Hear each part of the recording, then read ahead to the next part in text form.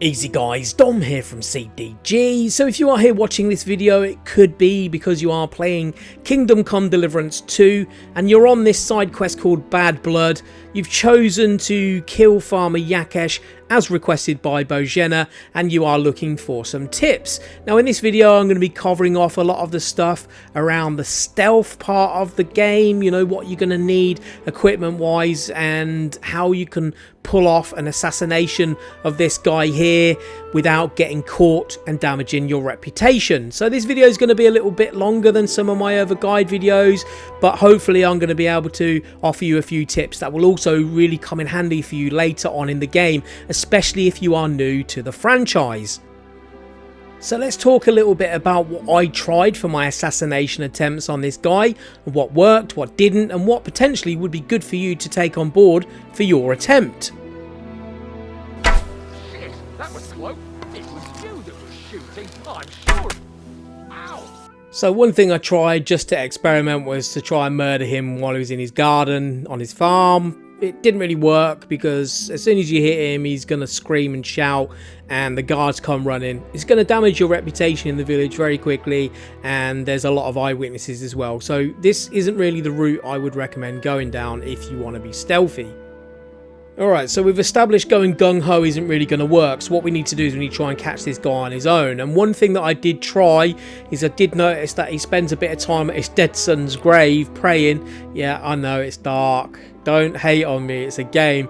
He's pretty much on his own, usually early in the morning, praying at his dead son's grave. There's no guards around and there's not really many eyewitnesses at that time in the morning. So you could potentially take him out here. But like I said, trying to kill him with a sword or a bow, he's going to run off, he's going to scream and shout, he's going to cause a lot of havoc. But you can stealth kill him as long as you've got a few required items, which we're going to be covering off in a minute. Although this method here in broad daylight isn't necessarily guaranteed. There could be someone walking past when you do this. It could get frustrating, but I did manage to pull it off when I experimented with this once.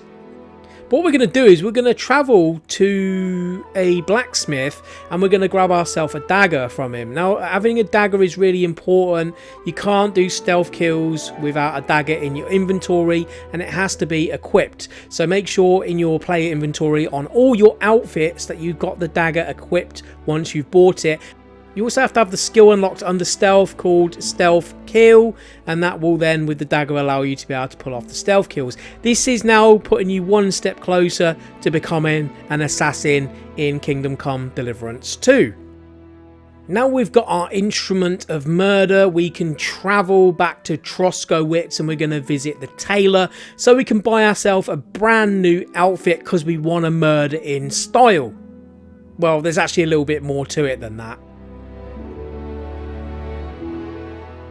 So clothing does actually have a few stats on them. You may have noticed this already. The important ones here if you want to be an assassin is visibility and conspicuousness. Say that 3 times fast. These stats will affect people spotting you and being able to recognize you. So what we're doing here is we're going into a private area where there's no one around. We're putting on our clothing that's reducing our visibility and conspicuousness. Also noise is another thing that clothing will create. And once you've got an outfit that's going to reduce all that as best you can at this point, we're just going to get as close as we can to where the guy is going to be on his farm late at night, and we're going to wait until it's dark. Don't forget to chug a saviour schnapps right now just in case you totally mess this up, but you know, you can then just reload your save. I would recommend though doing most of your thieving and murdering at night because most people are asleep, and you'll also find that heavily geared bandits or guards that are not on duty will usually pack away all their gear when they sleep, so they're usually unprotected. You can usually sneak up on a lot of fools and just rob them blind or murder them while they're asleep and oblivious. But anyway, let's get into this assassination. Here we are on the farm. There are going to be some guards and maybe even potentially some farmhands wandering around, so we want to try and stay to the shadows the best we can. Now, one important thing I want to point out here, hopefully at the end of the last part of the mission when you rescued Pavlena, you looted the farmhand's body after she had killed him, because on him is a key to this building. So when we get up to the door upstairs where this guy is sleeping, it will now give you the option to unlock and open. If not, you're going to need maybe some lockpicks to pick the lock. So now we're in the building, we can see Jakesh asleep here. We can just go over to him and use the stealth kill option to be able to plunge the dagger into his heart. But we're not out of the woods yet, because we still need to get clear of this area without anyone spotting us. Otherwise we are going to be tied to the murder because we were in the area at the time of the murder. Make sure you shut the doors behind you if you can, because guards will investigate open doors that should be locked.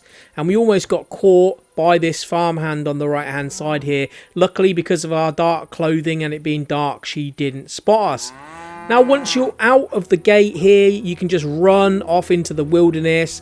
It's really important that you do a few things following up here. Make sure you wash your clothes, make sure you change your outfit to what you was wearing originally, just in case someone did spot you. And now it's just a matter of going back to Bojena and giving her the good news. It's done. So there we go, we pulled it off, we managed to get it done without getting spotted. I did go back to Troskowicz just to check. I spoke to the bailiff and a few guards. No one pulled me up on anything, no one mentioned anything. So I know that I got in and out cleanly without anyone spotting me, and I wasn't even a suspect.